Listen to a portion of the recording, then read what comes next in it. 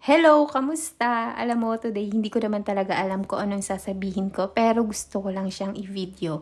Nandito ako ngayon sa bahay at papunta ako sa May Kalaklan.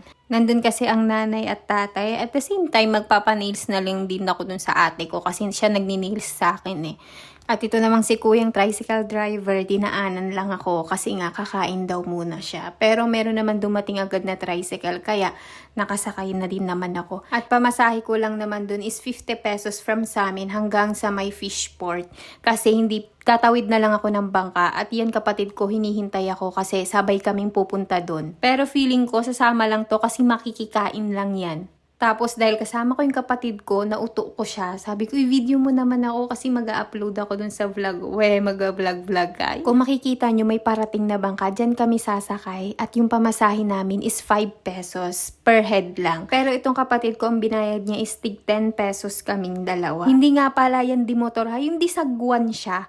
Tapos itatawid kami dun sa may kabilang side niya. At kanina hindi na namin vinidyo kasi may mga naliligo dyan. Tapos alam mo may dumi siya dun sa ilalim nung parang maliit na bridge. High tide nga ngayon eh kasi sunod-sunod din yung ulan kaya medyo malalim din.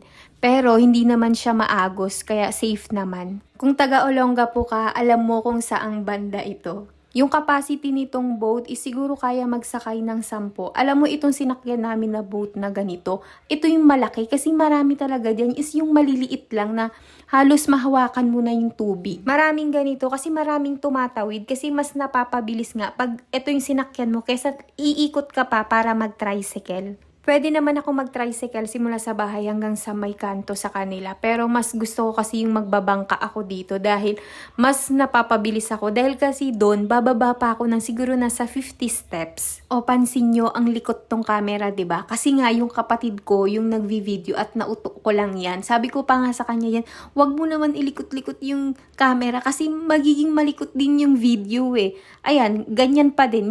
Yan yung pinakamabagal niya ha. Buti na lang din hindi malakas ang ulan ngayon, kumbaga ambon-ambon lang siya, kundi habang tumatawid kami dyan, nako, basang-basa kami ng ulan. Nandito na kami mismo sa bahay ng ate ko at hindi lang yun yung iskinitang dinaanan namin. Hindi na lang namin kinuhanan ng video nga kasi nga umuulan at itong kapatid ko sabi niya, itabi nga daw yung cellphone kasi nga naglalakad kami, tas iskinita kasi dyan.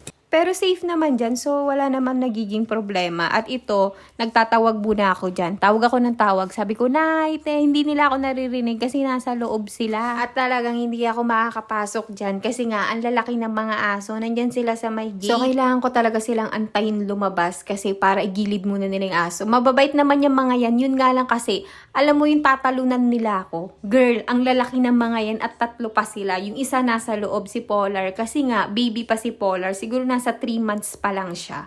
At yan, lumabas na si ate. Ginigilid niya na yung mga aso.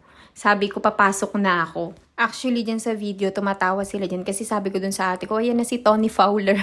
Konting uto din kasi magpapanilis tayo ng walang bayad. O diba, nakita nyo yung 3 aso na yan. Ang lalaki ng mga yan, tas sabay-sabay kanilang tatalunan yan. Buti na lang itinali niya. Tapos may 2 dog din doon. Shih Tzu yata yun. Kasi itong kapatid ko, sabi ko, wag na nga silang i-video kasi nga mag-iingay at mag-iingay din yung mga yun pag may nakikita sila. Kailangan mo talaga silang ding harangan para lang makadaan ka ha. At sis, kailangan mo ding itaas yung tsinelas mo. Ako pinasok ko nga doon yung tsinelas ko kasi ngangat-ngatin nila yan. Baka pag uwi mo, wala ka ng tsinelas. Ito yung bagong nilang dog, si Polar. Ano din siya, husky din siya. Siguro nasa 3 months pa lang siya. Alam mo, ang bait-bait ng dog na yan. Tapos napaka-jolly niya. Nako, yun nga lang, dahil baby pa siya, makulit talaga siya. Para siyang baby na kapag may gusto is, para siyang nagsasalita, nag-iingay siya, ganun. Ito nakakatuwa kasi kararating ko lang. And then yung pamangkin ko is nandun siya sa room nila. Tapos sabi niya, wow, hi! Ganun. Nakakatuwa lang kasi super close talaga kami. Tapos kapag nakikita talaga ako nito, is super hug-hug talaga siya. Tapos parang ang tagal niyong hindi nagkikita. Samantalang kapag nag-uusap naman kami ng ate ko sa video call, sumisilip siya. Parang nakakatuwa lang yun na pag nakikita ka is nai-excite siya. Parang ganun. Ito naman si tatay. Tignan mo, busy siya manood ng TV. Kanina pa yan. Ito si nanay, nanonood din siya sa phone niya. 'Di ba? Naasar pa. Kasi itong kapatid ko, mapang-asar, nilapit yung camera tapos sinumpa. Nagre-ready na yung ate ko kasi sabi ko magpapanilis ako. Tapos sabi ko kausapin ko si Polar, try ko kung sumagot. Alam niyo kung maririnig niyo lang dyan yung pagsagot niya sa akin. Nakakatuwa kasi nga para siyang bata, para siyang tao na nakakaintindi. May naririnig din ba kayong kaluskos sa door? Kasi yung dog ko, si Chichi, tinatawag na ako kasi kanina pa ako nagvo-voice over dito sa room at kinakatok niya na ako kaya nag-iingay. So hanggang dito na lang kasi kailangan niya na mag-play. Bye!